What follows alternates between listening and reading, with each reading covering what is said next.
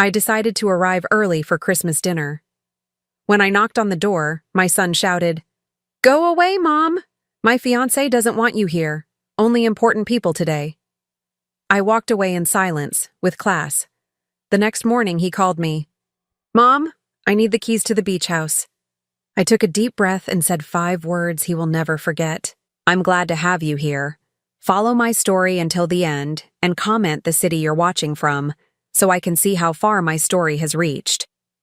I stood on my son's front porch at exactly 5:30 in the afternoon, holding a casserole dish that had taken me 3 hours to prepare. The December wind cut through my wool coat, but the cold I felt had nothing to do with the weather. I had been looking forward to this Christmas dinner for weeks, the way I looked forward to any chance to see Porter and try to bridge the growing distance between us.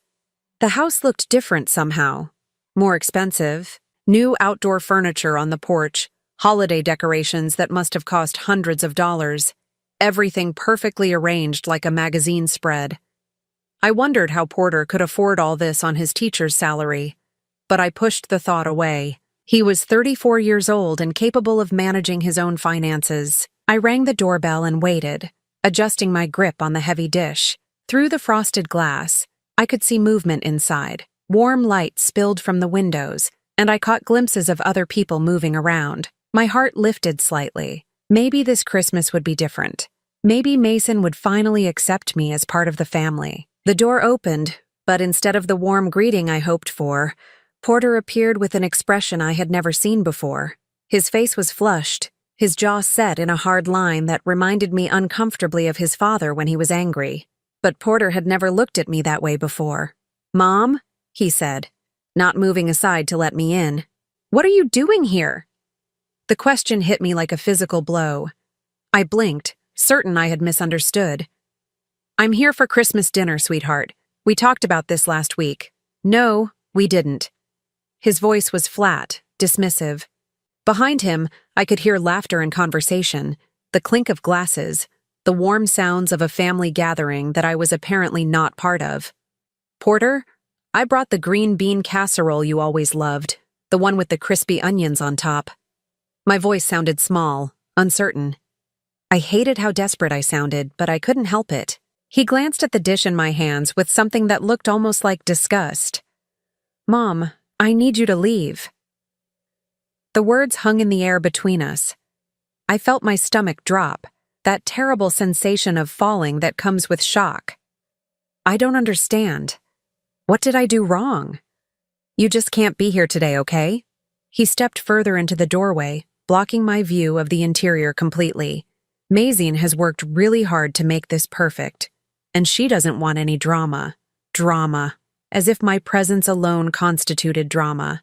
As if wanting to spend Christmas with my only child was somehow an unreasonable request. I thought about all the Christmases when it had been just the two of us after his father died, how we had created our own traditions, our own little family unit that felt complete and whole. "Porter, please, I just want to spend Christmas with you.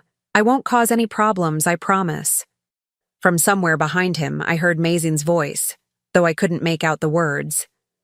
Porter turned his head toward her, and when he looked back at me, his expression had hardened even further. "Go away, Mom!" The words exploded out of him with a force that made me step backward. "My fiancé doesn't want you here. Only important people today. Only important people." The phrase echoed in my mind as I stood there, still holding the casserole dish, still trying to process what was happening. I wasn't important.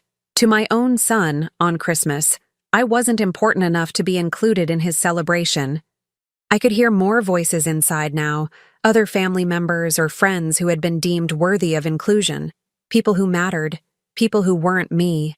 I wondered if they knew I was standing out here, being dismissed like a door-to-door salesperson. I wondered if any of them would have spoken up for me. "I'll just go then," I managed to say, my voice barely above a whisper. I wouldn't beg. I had some dignity left, though it felt fragile and brittle in that moment. Porter nodded, already starting to close the door. "That's probably best." I turned and walked back to my car, each step feeling heavier than the last. I set the casserole dish in the passenger seat and sat there for a moment, my hands shaking as I tried to process what had just happened. Through the large front window, I could see silhouettes moving around inside. A Christmas tree twinkled with lights, and everything looked warm and inviting and perfect. Everything except for the fact that I wasn't part of it. I drove home in silence, not trusting myself to turn on the radio. Christmas songs would have broken me completely.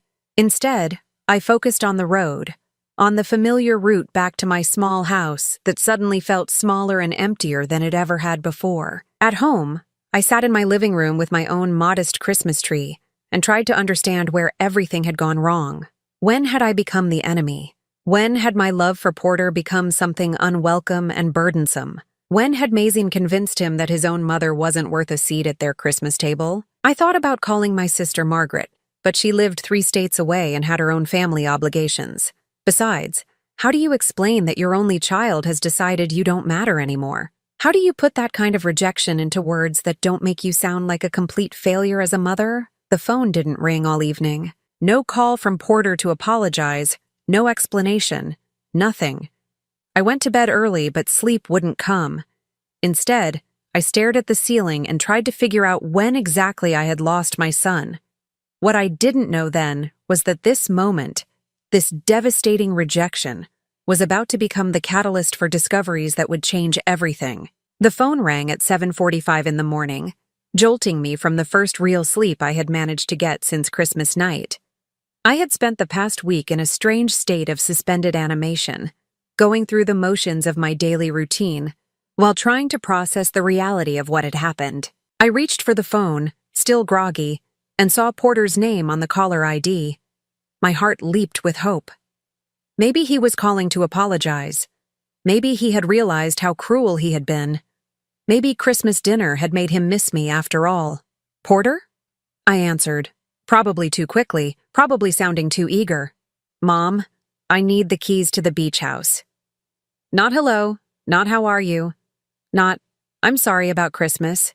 Just a demand, delivered with the casual expectation of immediate compliance.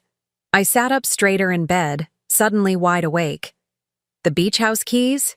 Yeah, for the honeymoon. Mason and I decided we want to spend our first week as a married couple there instead of going to Mexico. It'll be more private, more romantic.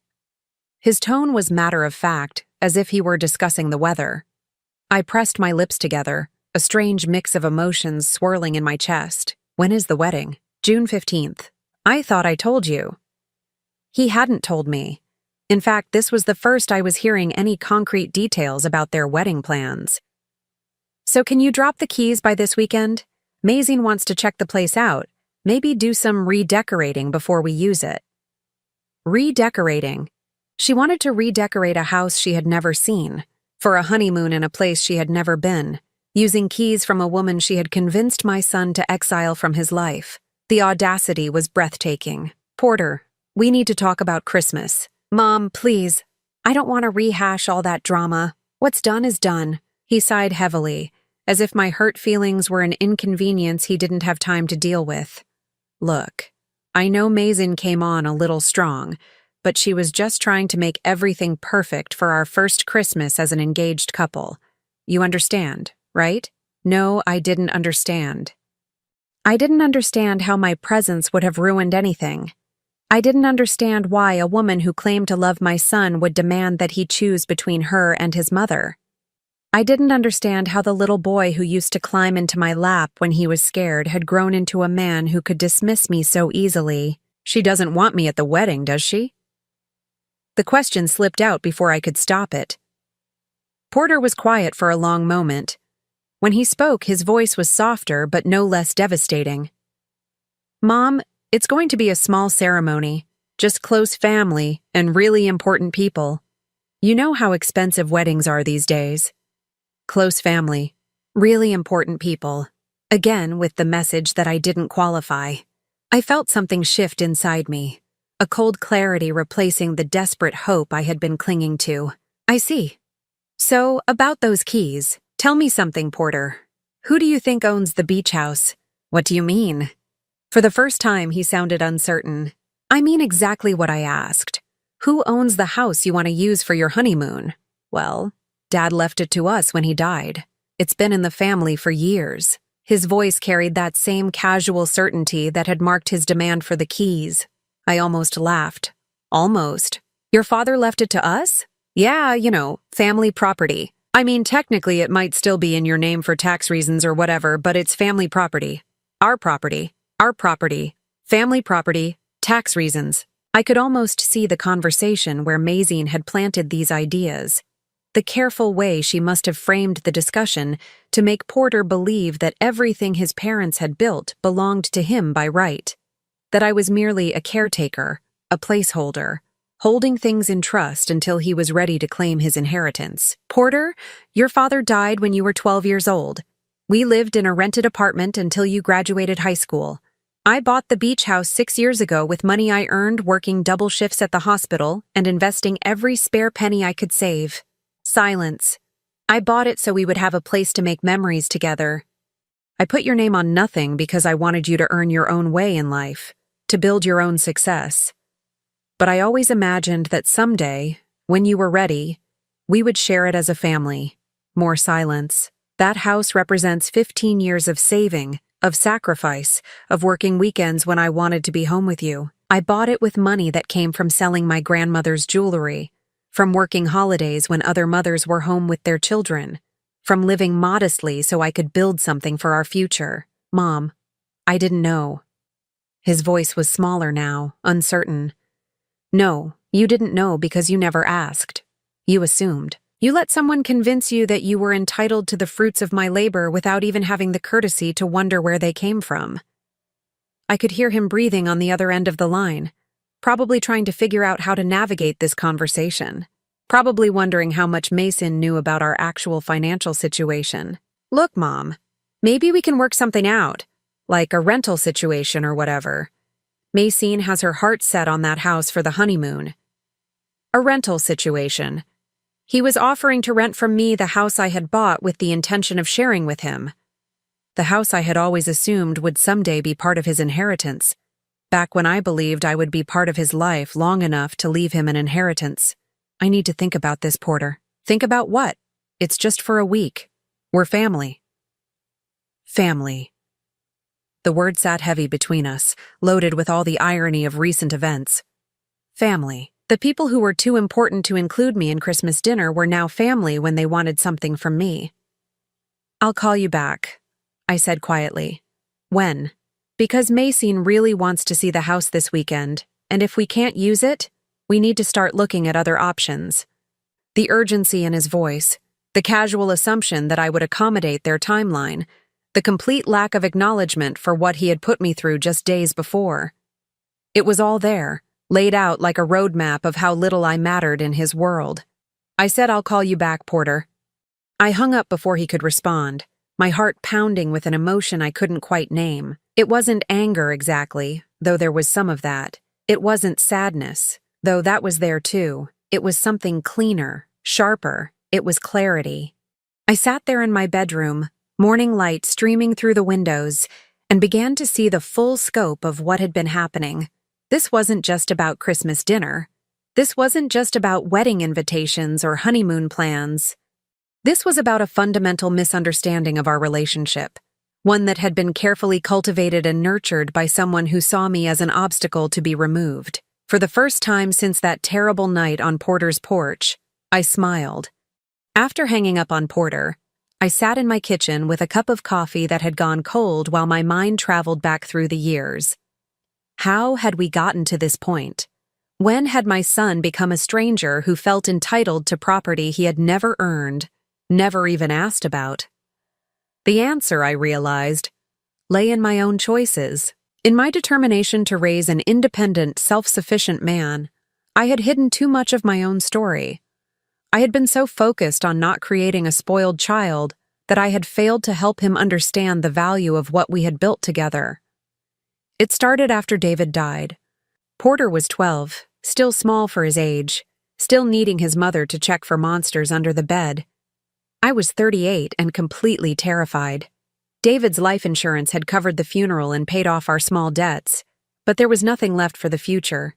We were living in a rented duplex, and I was working part-time at the local hospital, Because I had needed flexibility while Porter was young. The first thing I did was ask for full-time hours. Then I asked about overtime. Then I started picking up weekend shifts. Porter spent more time with babysitters and after-school programs than I liked, but I told myself it was temporary, just until we got on our feet. What I didn't tell him was how many nights I stayed awake balancing our budget down to the last penny. How I learned about investing by checking out library books and staying up until 2 a.m, reading about mutual funds and compound interest. How I started putting away $5 here, $10 there, building an emergency fund that grew slowly but steadily. By the time Porter started high school, I had saved enough to put a down payment on a small house. Nothing fancy, just a 2-bedroom starter home with a yard where Porter could play basketball. I told him we qualified for a first-time buyer program, which was true, but I didn't mention that I had been saving for 3 years to make it happen. When he graduated, I had enough saved to help with college expenses, though I let him believe the money came from scholarships and grants I had helped him apply for. I wanted him to appreciate his education, to work for it, to understand that nothing worthwhile comes without effort. What he didn't know was that I was working 60-hour weeks by then. I had moved into hospital administration, managing supply chains and vendor contracts. The pay was better, but the stress was enormous. I was responsible for keeping costs down while maintaining quality, and I threw myself into that challenge with everything I had. By the time Porter was 25, I had been promoted twice and was overseeing a budget of several $1 million annually. I was good at my job, maybe because I had learned to stretch every dollar in my personal life. I could spot waste and inefficiency in ways that saved the hospital thousands every year. I started investing more seriously then. I bought a duplex and rented out both units, using the rental income to pay the mortgage. Then I bought another property, and another. Nothing flashy, nothing that would draw attention, just solid middle-class rental properties in good neighborhoods. I never talked about any of this with Porter. When he asked how I was doing financially, I would say I was fine, that I was comfortable. I didn't want him to worry about me, and I didn't want him to feel guilty about the sacrifices I was making. The beach house came later, when I was 56. I had found a foreclosure property 2 hours from our hometown, right on the water.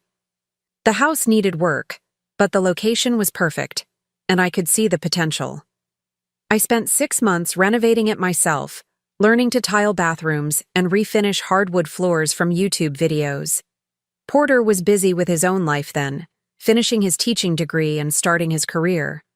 He visited occasionally, always impressed by the improvements I was making, always assuming that somehow this house had just fallen into our laps. I let him believe it because it was easier than explaining the full scope of what I had accomplished. By the time Mazine entered the picture 3 years ago, I owned 4 rental properties and had built a portfolio worth just over $800,000. I was planning to retire in a few more years, maybe travel a little, maybe spend more time at the beach house. I imagined Porter and his future family visiting on holidays, his children playing in the sand the way he had when he was little. But Mazine changed everything. I noticed it slowly at first. Porter started asking different questions about our family finances. Not direct questions, but casual inquiries about property taxes and maintenance costs. Questions that felt like someone else's curiosity being satisfied through him. Then there were the comments about how lucky we were to have family property, how nice it must be to not have to worry about housing costs. Comments that suggested he believed these assets had always existed, had been inherited rather than earned. I started to wonder what conversations were happening between Porter and Mazine when I wasn't around. What assumptions were being made about my financial situation? What plans were being built on foundations that didn't exist?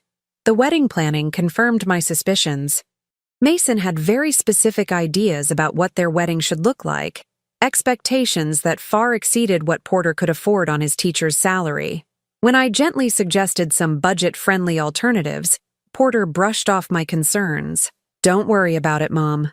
We've got it covered," he said, but I could see the stress in his eyes. The strain of trying to pay for a wedding that was beyond his means. I offered to help, of course. I had always planned to contribute to Porter's wedding expenses. But Mason was quick to redirect any conversation about money away from specific amounts and toward vague discussions of family support and shared resources. It was becoming clear that she saw my assets as Porter's inheritance, available for their immediate use rather than something I had earned and might want to control myself. She talked about our family resources as if they were community property, as if marriage to Porter gave her automatic access to everything I had built. The Christmas rejection suddenly made more sense. I wasn't being excluded because I had done anything wrong. I was being excluded because Mazine saw me as an obstacle to complete control over Porter, and, by extension, over what she believed would someday be their inheritance. She wanted me out of the picture so she could cement her influence over my son. So she could make him believe that his loyalty belonged entirely to her, that his mother was just a complication from his past, rather than someone who might have legitimate claims on his attention and affection. Sitting there in my kitchen, I realized that the phone call about the beach house keys hadn't been about honeymoon plans at all.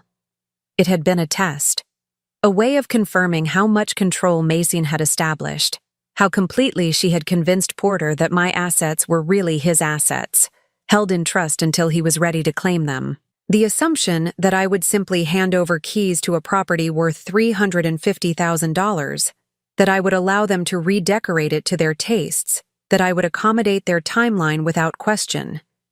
It all pointed to a fundamental misunderstanding of our relationship that had been carefully cultivated over months or even years. I looked around my modest kitchen, thinking about all the sacrifices that had built our comfortable life. The overtime shifts I had worked while Porter was in college. The vacations I hadn't taken so I could save for his future. The social events I had skipped because I was too tired from working double shifts to maintain the income that allowed him to graduate debt-free. He had never asked about any of it. He had never wondered how his mother managed to provide so much on what he assumed was a modest hospital salary. He had never questioned the gap between what I appeared to earn and what we were able to afford. That willful ignorance was starting to look less like innocence and more like selfishness, less like trust and more like entitlement. I finished my cold coffee and walked to my home office, pulling out files I hadn't looked at in months. Bank statements, property deeds, investment portfolios, the concrete evidence of 15 years of careful financial planning and disciplined saving. As I spread the papers across my desk, I started to see the situation from Mason's perspective. If she believed these assets belonged to Porter, then my continued involvement in financial decisions would seem unreasonable. My desire to maintain control over my own property would look selfish and possessive. But they weren't Porter's assets. They were mine. Earned through my work, built through my sacrifices, maintained through my ongoing effort and attention. The beach house wasn't family property held in trust for the next generation. It was my property, purchased with my money, maintained with my resources, and if Porter wanted access to it, he was going to have to ask properly. He was going to have to acknowledge what it represented and show some appreciation for the woman who had worked so hard to build something beautiful for our family. The phone rang again, interrupting my thoughts. Porter's name appeared on the caller ID, and this time I let it go to voicemail. I had some thinking to do before our next conversation, and some decisions to make about what kind of relationship I was willing to accept going forward. 3 days later, I was still avoiding Porter's calls when my neighbor, Mrs. Patterson, knocked on my door. She lived in the duplex next to mine and had become a friend over the years, one of those comfortable relationships that develops between people who respect each other's boundaries but are always available in a crisis. "Helene, dear, I hope you don't mind me asking, but is everything all right with Porter?" she asked after I invited her in for coffee. My heart skipped. "What do you mean?" "Well, his fiancée was here yesterday, asking the strangest questions." Mrs. Patterson settled into her usual chair at my kitchen table, looking uncomfortable. "She said she was planning a surprise for him and wanted to know about your family's history in the neighborhood." I poured coffee with hands that weren't quite steady. "What kind of questions?" "She wanted to know how long you'd owned this house, whether it had been in the family for a long time. She asked about your work schedule, whether you still worked full-time." Mrs. Patterson paused, studying my face. "She seemed very interested in your finances, dear. Asked if I knew about any other properties you might own. The coffee cup rattled slightly as I set it down. Mason had been conducting an investigation, gathering intelligence about my assets and living situation. The casual nature of Porter's questions over the past year suddenly made perfect sense. He hadn't been curious about our family finances for sentimental reasons. He had been gathering information for someone else. Did you tell her anything? Of course not. I told her she should ask you directly if she wanted to know about your business. Mrs. Patterson leaned forward, her expression concerned. Helene, I don't want to overstep, but something about that girl didn't sit right with me. The questions felt calculated, like she was building a case for something. After Mrs. Patterson left, I sat at my kitchen table trying to process what I had learned. Mazine hadn't just stumbled into assumptions about my financial situation. She had been actively researching, probing, trying to determine the exact scope of my assets.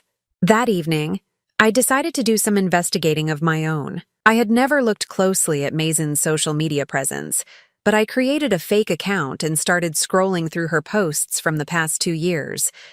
What I found made my stomach turn. Her Instagram was full of carefully curated photos showcasing an expensive lifestyle that seemed impossible on her salary as a dental hygienist. Designer handbags, expensive dinners, weekend trips to resort destinations. The dates on many of these posts corresponded with times when Porter had mentioned unexpected bonuses or freelance opportunities that had given him extra spending money. Money that I now realized had probably come from me, filtered through Porter in ways that allowed Mason to spend without feeling like she was depending on her boyfriend's mother. I scrolled back further to posts from before she met Porter. The lifestyle was noticeably more modest then. Casual dinners, chain restaurant check-ins, shopping trips to department stores rather than boutiques. The transformation was stark and clearly linked to when she entered Porter's life. But it was the private group posts that really opened my eyes. Through careful searching, I found references to conversations in a closed Facebook group called Future Wives Network. The posts I could see were vague, but they referenced strategies for dealing with difficult mothers-in-law and maximizing inheritance potential. I couldn't see the full conversations, but the visible comments were enough to paint a picture. There were discussions about property ownership laws, inheritance taxes, and methods for encouraging older relatives to simplify their finances. There were jokes about eliminating holiday obligations and streamlining family dynamics.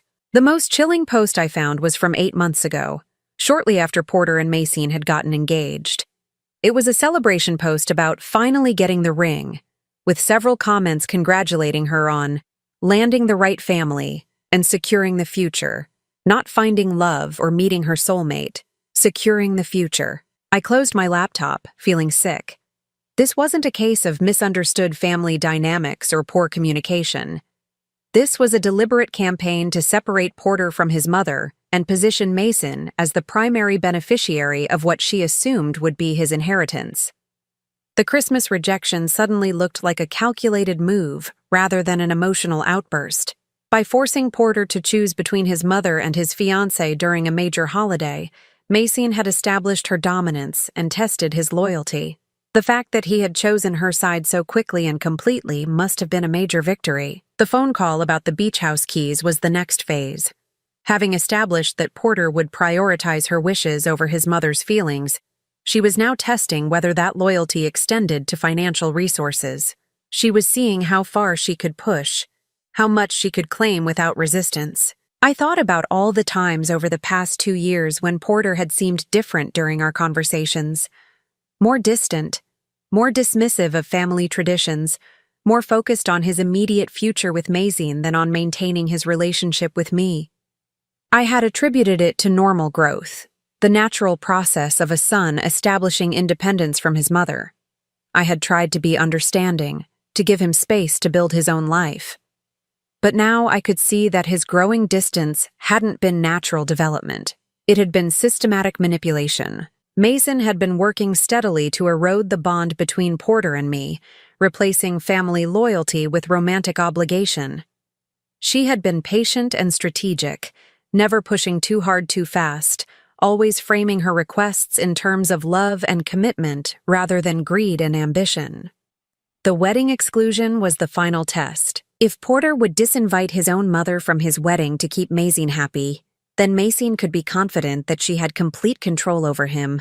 She could be sure that when the time came to make decisions about inheritance and family assets, Porter would side with her over me.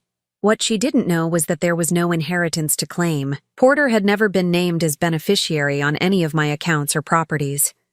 I had always planned to provide for him, of course, but I had never put those plans in writing.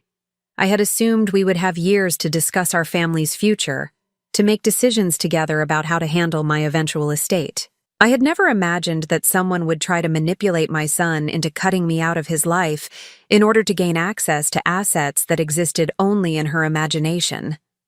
The next morning, I made an appointment with my attorney. If Mazine wanted to play games with my family's finances, I needed to make sure the rules were crystal clear. When Porter called that afternoon, I finally answered. "Mom, thank God. I've been trying to reach you for days. Mazine is getting really frustrated about the beach house situation. We need to know if we can count on it for the honeymoon. Porter, we need to have a serious conversation about your expectations regarding my property." "Your property?" He sounded genuinely confused. "Mom, we talked about this. It's family property." "No, Porter. It's my property. I own it. I bought it. I pay for its maintenance and taxes and insurance. You have never had any legal claim to it." Silence. "Furthermore," I continued, "I'm concerned about how these assumptions developed. I'm concerned about the influence Mazine has had on your understanding of our family finances." "What are you talking about? Mazine doesn't even care about money." The innocence in his voice would have been touching if it weren't so willfully blind. "Porter, your fiancée has been asking my neighbors about my property holdings. She's been researching my financial situation behind my back." "That's ridiculous. Why would she do that?" "Because she believes you're going to inherit significant assets, and she wants to know exactly what those assets are." "Mom, you're being paranoid." "Am I?" "Tell me, Porter, how much do you know about my actual financial situation? Not what you assume or what someone else has told you, but what you actually know for certain?" Another long silence. "I'm going to ask you something, and I want you to think carefully before you answer," I said. "Over the past 2 years, how many of your conversations with Mazine about our family have focused on money, property, or inheritance?" "That's not fair, Mom. Every couple talks about their financial future." "I didn't ask about your financial future with her. I asked how much of your relationship with me has been filtered through discussions about money." I could hear him breathing heavily, probably struggling with questions he didn't want to consider. "You have a choice to make, Porter," I said finally. "You can continue down this path, where your relationship with your mother is defined by what you think you can gain from it, or you can step back and really look at what's happening here." "I don't understand why you're making this so complicated." "I'm not making it complicated, son.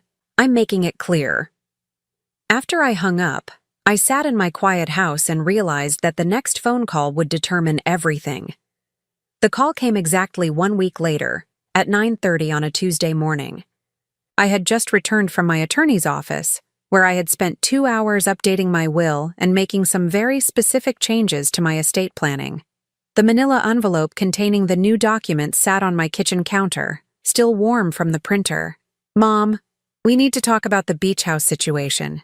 Today." Porter's voice carried an edge I had never heard before, a mixture of frustration and something that sounded almost like panic. "All right," I said calmly. "Let's talk." "Mazine and I drove up there yesterday to look at it, and the place is locked up tight. New locks, new security system. What the hell did you do?" I had wondered how long it would take them to make the trip.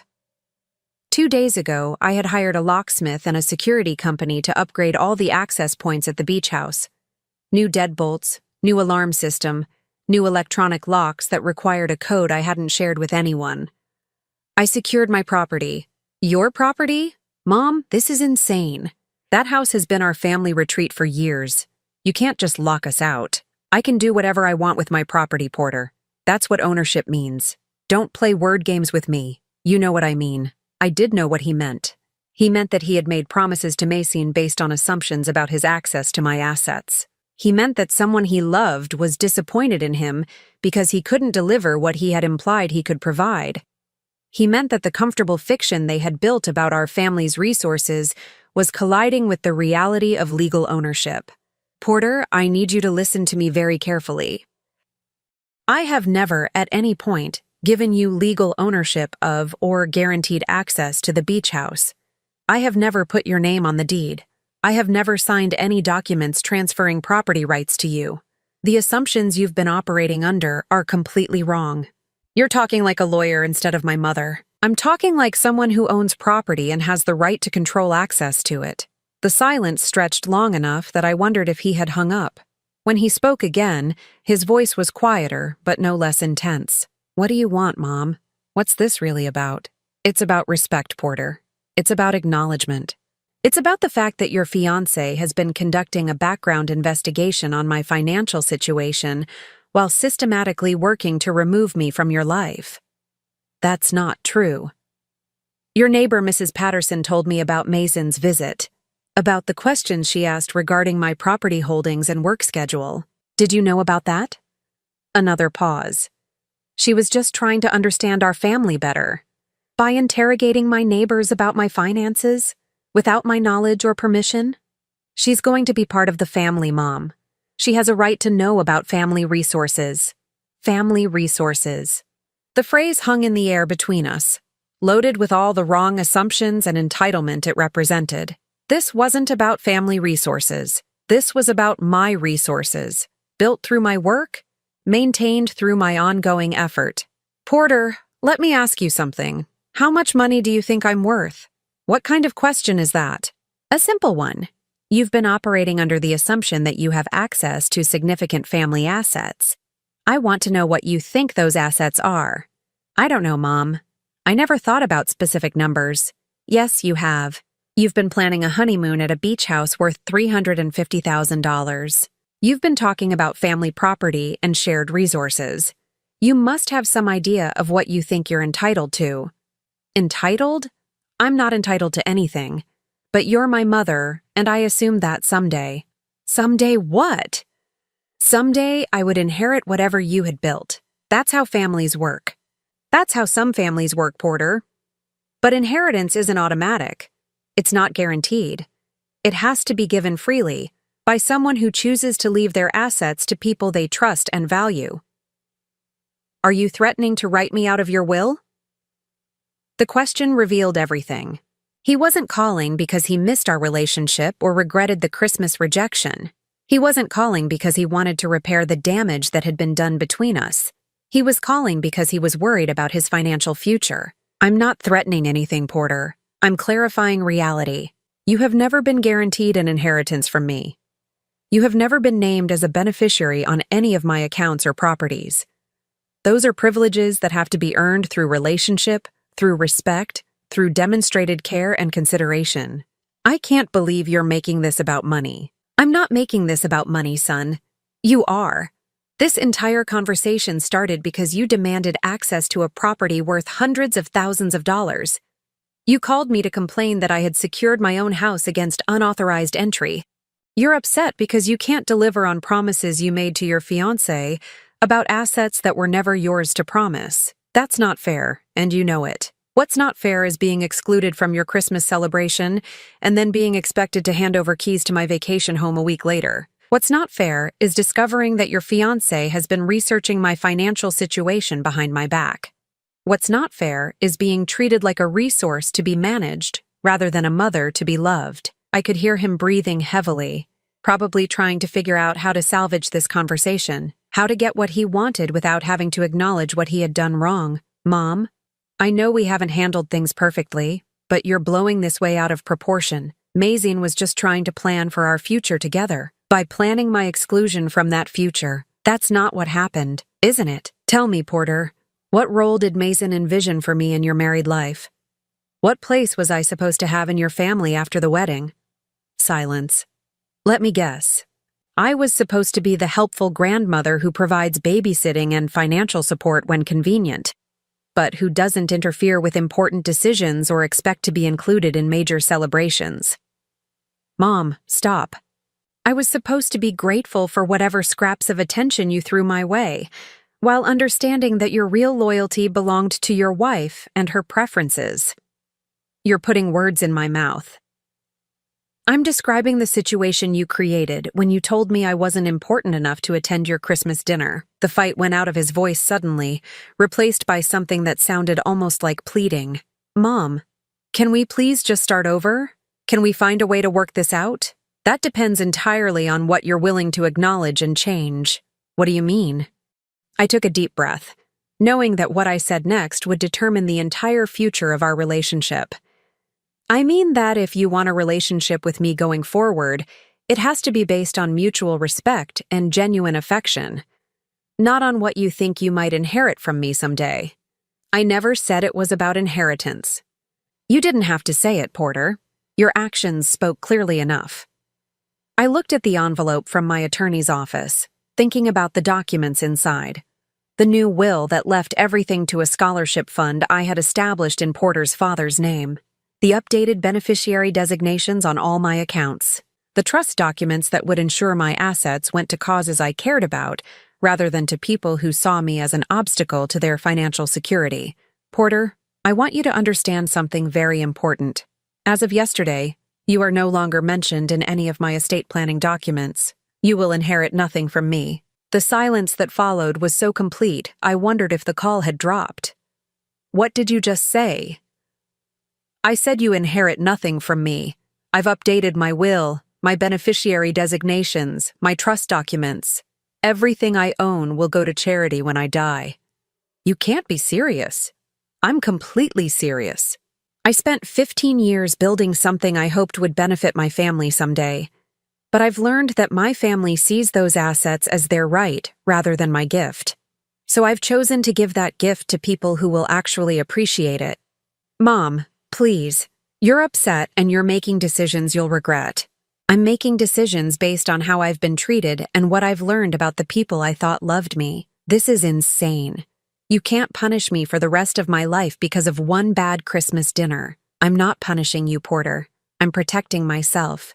I'm ensuring that going forward, any relationship we have will be based on genuine care rather than financial expectation. What about the beach house? What about our family traditions? What traditions? The tradition of excluding me from holiday celebrations? The tradition of demanding access to my property without showing any appreciation for the sacrifices that made it possible? I don't understand why you're doing this. I'm doing this because I finally understand what our relationship has become, and I refuse to accept that version of love. After I hung up, I sat in my kitchen feeling oddly peaceful. For the first time in months, I knew exactly where I stood. I knew what I was worth, both financially and personally, and I knew that I wouldn't settle for being valued only for what I could provide. The phone would ring again, I was sure. There would be apologies and promises and attempts to negotiate, but the legal documents were signed. The changes were made. Porter could have a relationship with his mother based on love and respect, or he could have no relationship at all. But he couldn't have access to my assets while treating me like I didn't matter. That choice was now entirely up to him.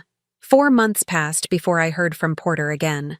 4 months of peace, of rediscovering who I was when I wasn't constantly worried about managing someone else's expectations or emotions. 4 months of sleeping well, of making plans based on my own desires rather than on family obligations that were never truly reciprocated. I had retired from the hospital in March, finally ready to enjoy the financial security I had worked so hard to build. I spent my days reading, gardening, taking long walks along the beach. I had started volunteering at a local literacy program, helping adults learn to read. It was satisfying work, meaningful in a way that felt entirely my own. The beach house had become my retreat in the truest sense. I spent weekends there, sometimes inviting Mrs. Patterson or other friends to join me. I had redecorated it exactly to my own tastes, finally free from the need to consider what someone else might want or expect. When Porter's call came, I almost didn't answer. His name on my caller ID brought back a familiar tension I had been enjoying the absence of.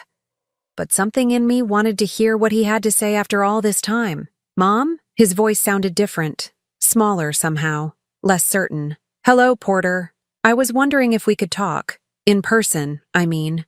I know I don't have the right to ask, but I was hoping you might give me a chance to explain some things. I considered this carefully. What things? What happened with Mason? What I learned about myself? What I want to do differently going forward?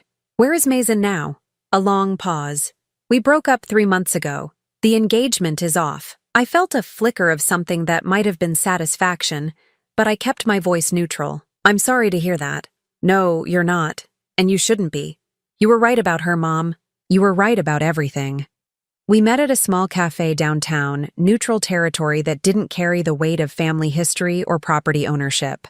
Porter looked older than his 34 years, tired in a way that suggested he had been doing some difficult thinking.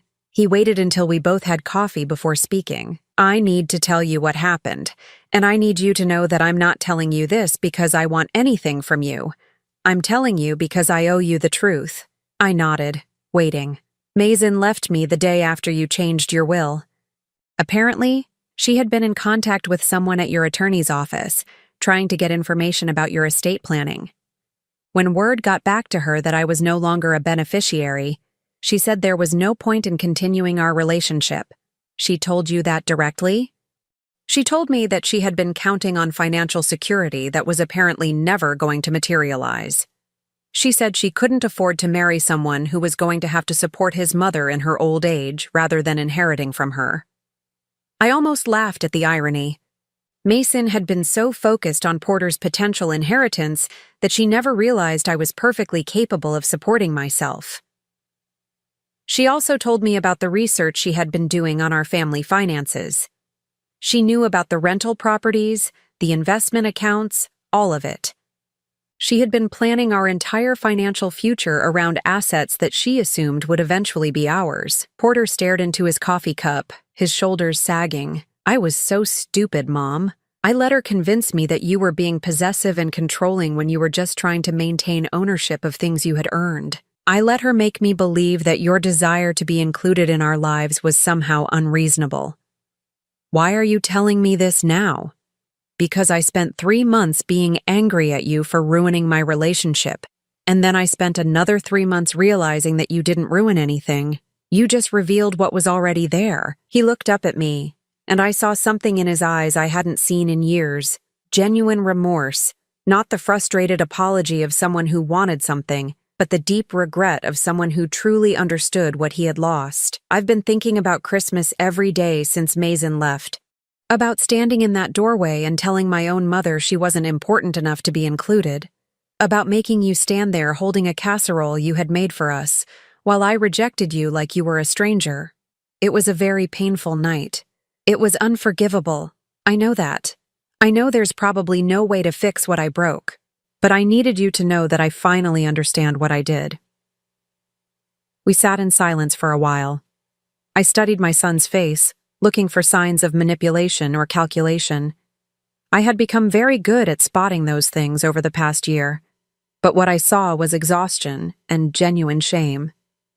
What do you want from this conversation, Porter? I want to apologize, really apologize, not just say sorry so things can go back to the way they were. I want you to know that I understand why you made the decisions you made, and that you were protecting yourself from someone who was treating you badly. Someone. Me. I was treating you badly, Mom. I was so wrapped up in trying to make Mason happy that I forgot to consider whether what she wanted was reasonable or kind. I let her turn me into someone who could look his own mother in the eye and call her unimportant. I felt tears threaten, but I held them back. This was what I had hoped for, what I had dreamed of during those lonely months after Christmas. But it was also coming too late to undo the changes I had made. I appreciate you saying this, Porter. It means more than you know. Is there any chance we could try to rebuild something? Not go back to the way things were, because I know that's not possible. But maybe find a new way to be mother and son? I considered this carefully. What would that look like to you? It would look like me calling you regularly because I want to hear your voice, not because I need something from you. It would look like me including you in my life because I value your presence, not because I feel obligated to. And what about the inheritance situation? I don't want to inherit anything from you, Mom. I want you to live a long, happy life and spend every penny on yourself. I want you to travel and enjoy your retirement and not worry about leaving anything behind for anyone. You might change your mind about that someday. If I do, then I'll have learned nothing from this experience. Your money belongs to you. It always did. I had no right to assume otherwise, and I have no right to expect it now. We talked for 2 more hours. About his work, about my retirement plans, about small daily things that had nothing to do with property or money or inheritance. It felt strange and tentative, like learning to walk again after a long illness. When we parted, he didn't ask when he could see me again. He didn't push for immediate forgiveness or rush to schedule our next meeting. He simply said he was grateful I had been willing to listen, and that he hoped someday I might be willing to trust him again. Over the following months, we began to rebuild. Slowly, carefully, with clear boundaries and honest conversations. Porter called every Sunday, not to ask for anything, but to check on my health and share news about his life.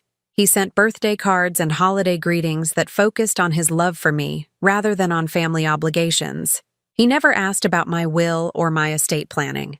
He never mentioned the beach house or the rental properties. When I offered to help him with a car repair bill, he thanked me but declined, saying he needed to learn to handle his own financial challenges. It took almost a year before I felt comfortable inviting him to visit me at the beach house. He came for a weekend, bringing groceries and cooking dinner for us both. He didn't comment on the redecorating I had done or ask about the new security system. He simply enjoyed the time we spent together and thanked me for sharing my space with him. The night before he left, we sat on the deck, watching the sunset over the water. "Mom, I need to tell you something."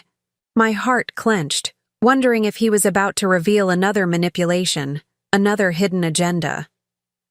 "I'm proud of you," he said quietly, "not just for what you built financially, but for standing up for yourself when I was treating you badly. It took courage to set those boundaries, and I'm grateful you did it." Why grateful? Because it forced me to become someone worth having a relationship with. Someone who could value you for who you are, rather than for what you could provide. I reached over and took his hand, feeling the calluses from his woodworking hobby, the solid warmth of my grown son's palm. "I love you, Porter. I always have. I love you too, Mom. And I promise you, I will never again treat that love like something I'm entitled to, rather than something I need to earn every day."